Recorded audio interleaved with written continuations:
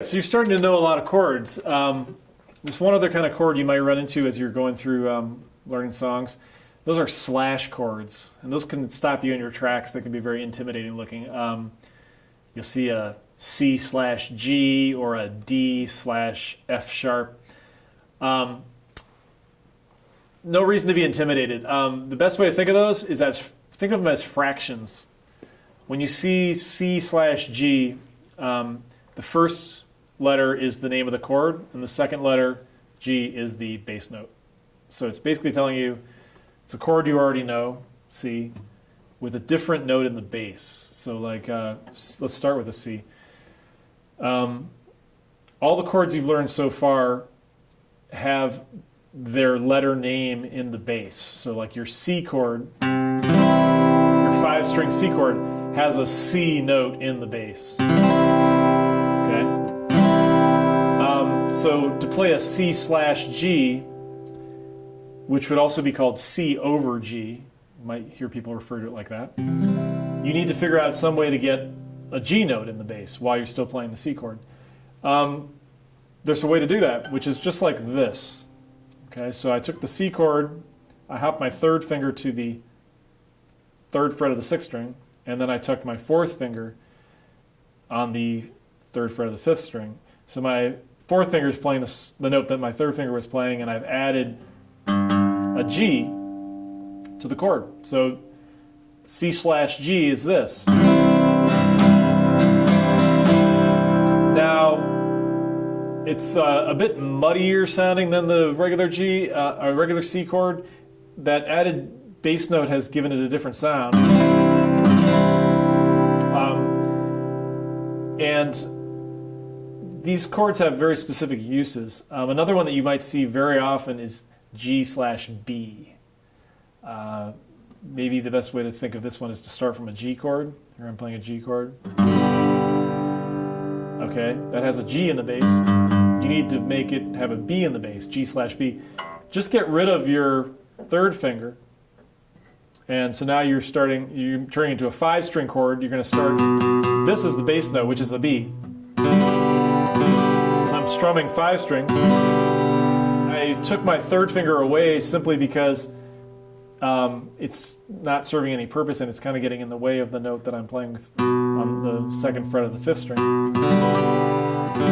Let's use this chord to talk about where you're going to find slash chords, because on their own they aren't they're actually weaker than your basic chords. A G with a B in the bass is not as strong a G chord as a G chord with a G in the bass. And you only really find slash chords in chord progressions as transitional sounds. And so, for instance, G/B, a really common place to find that is between a C chord and an A minor chord. So that would be like C,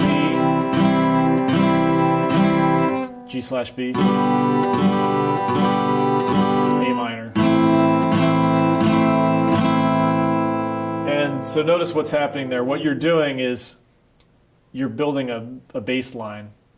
Instead of going C and then a regular G and then A minor, if we use those chord shapes, then the bass line goes.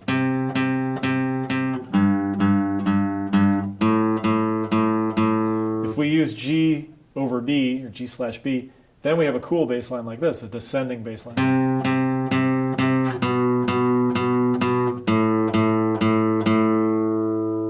So again, if I add the chords,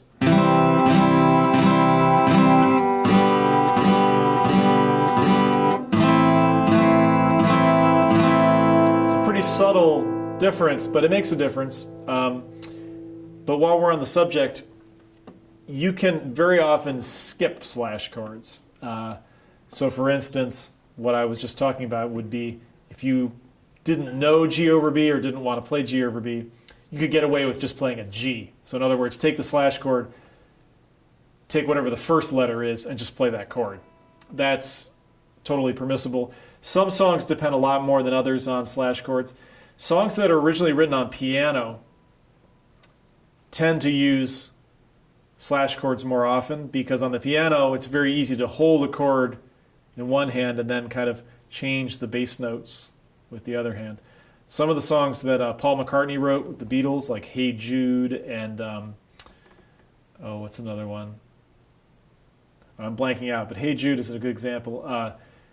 It has those descending notes, and it requires a lot of slash chords to make it sound right on the guitar.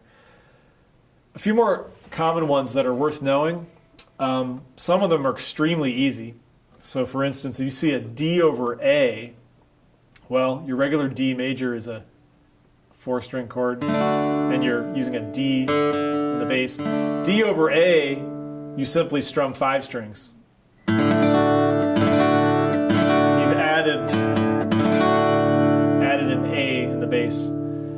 There's several that are like that. A over E is the same thing, where you would just you're strumming all 6 strings while holding an A chord. Here's one of the more useful ones, though. D with an F sharp in the bass. This requires you to use your thumb, which we haven't done yet. You got to hook your thumb around. It might be difficult for you, but you're putting an F sharp in the bass. Okay, you can strum that as a 6-string chord. That would be used as a passing chord between a G and an E minor. So the G would be, we could go from G to D slash F sharp to E minor like this.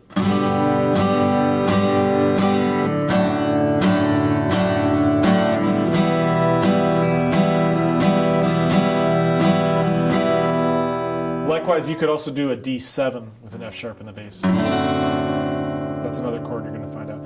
But just keep that in mind. There's a lot of special cases. There's a lot of